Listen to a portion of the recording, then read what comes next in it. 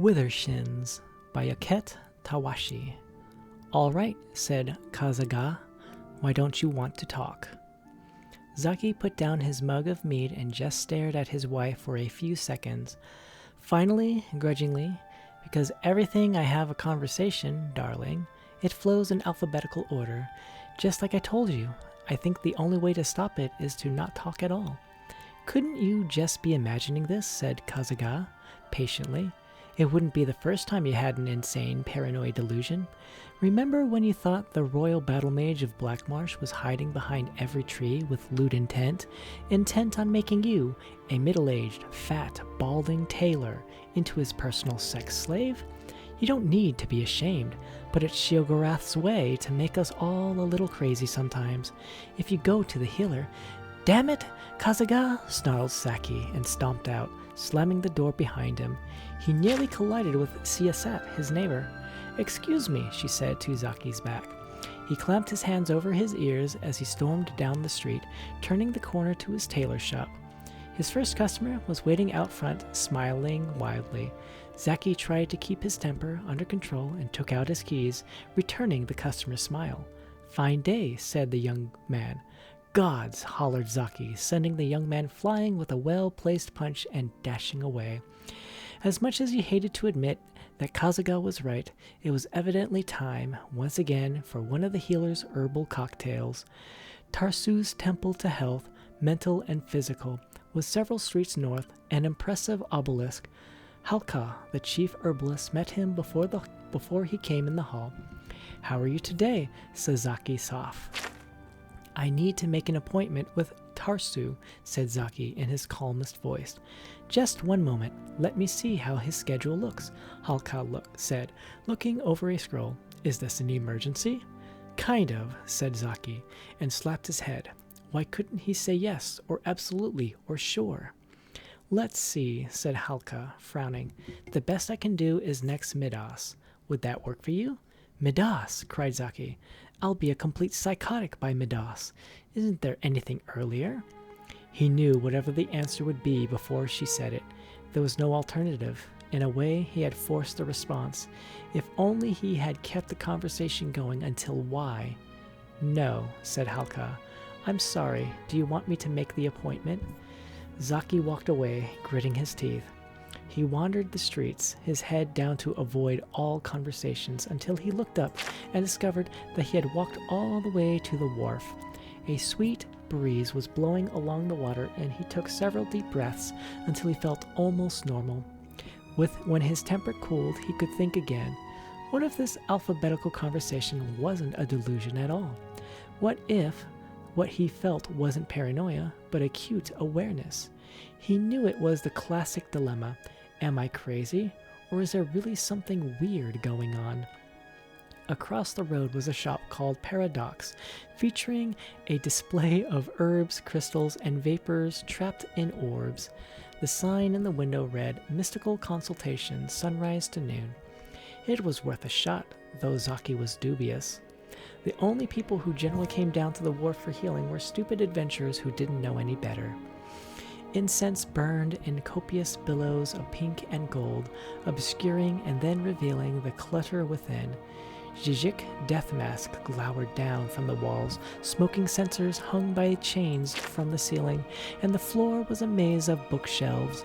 At a well-worn table in the back was a small man wearing a headdress. At a well-worn table in the back, a small man wearing a headdress was tabulating a young lady's purchases. Okay, said the man, your total comes to 57 gold pieces. I threw in the restorative scale conditioner for free. Just remember, the candle should be lit only after you invoke Goroflox, the unholy, and mandrake root does best in partial shade. The customer gave a quick, shy smile to Zaki and left the store. Please help me, said Zaki. Every conversation I hear or get involved in seems to be arranged alphabetically. I don't know if I'm going insane or if there is some kind of bizarre forces at work. To be honest with you, I'm normally a skeptic when it comes to your type of business, but I'm at the end of my rope. Can you do anything to make this madness end? Quite a common problem, actually, said the man, patting Zaki on the arm. When you get to the end of the alphabet, do conversations then go to reverse alphabetical order or start at the beginning of the alphabet? Reverse alphabetical order, said Zaki, and then corrected himself. Damn it! I mean, it starts from the beginning all over again. I'm in agony. Can you call on the spirits and tell me am I insane? Sariki, said the man with a reassuring smile. I don't have to. You're quite sane. Thank you, said Zaki, frowning. By the way, my name's Zaki, not Sariki. Unusually close, eh? Said the man, patting Zaki on the back. My name's Octoplasm. Follow me, please. I think I have just what you need. Octoplasm led Zaki down the narrow corridor behind the desk. The two men pushed past dusty cabinets filled with strange creatures and liquids, past heaps of Neolithic stones, past stack after stack of moldering leather-bound books, into the dank heart of the store. There he picked up a small, squat, cylindrical drum and a book and handed them to Zaki. Vampirism, Daedric Possession, and Withershin Therapy, said Zaki, squinting his eyes to read the book in the gloom. What in Oblivion does this have to do with me? I'm not a vampire. Look at this tan. And what's Withershin Therapy, and how much will it cost me? Withershins, from the old Cyrillic Withershins, which means backwards, said Octoplasm in a serious tone. It's the art of reversing the direction of things in order to gain access to the spirit world and break curses, cure vampirism, and trigger all manners of apotropaic healing. You know the story about the guy who was told that slaughterfish live in hot water, so he said, well, let's boil them in cold water. Xenophus, said Zaki instinctively, his brother having taken a rather esoteric upper-level course in Cyrillic philosophy as an elective in the Imperial College 31 years before, and immediately wishing he hadn't. And what do you do with the cylindrical thingy? Octoplasm lit a candle and held the object over it so Zaki could see more clearly. All along the cylinder were narrow slits, and when Zaki peered within them, he saw a succession of old black and white drawings of a naked man leaping over boxes, one frame after the next. You spin it like so, said Octoplasm, slowly whirling the device clockwise, so the man within leapt over the boxes over and over again. It's called a zoetrope. Pretty neat, eh? Now, you take it and start spinning it counterclockwise, and while you're doing it, read this incantation I've marked in the book. Zaki took the zoetrope and began spinning it counterclockwise over the candle, so the little naked man within seemed bound backwards over the boxes.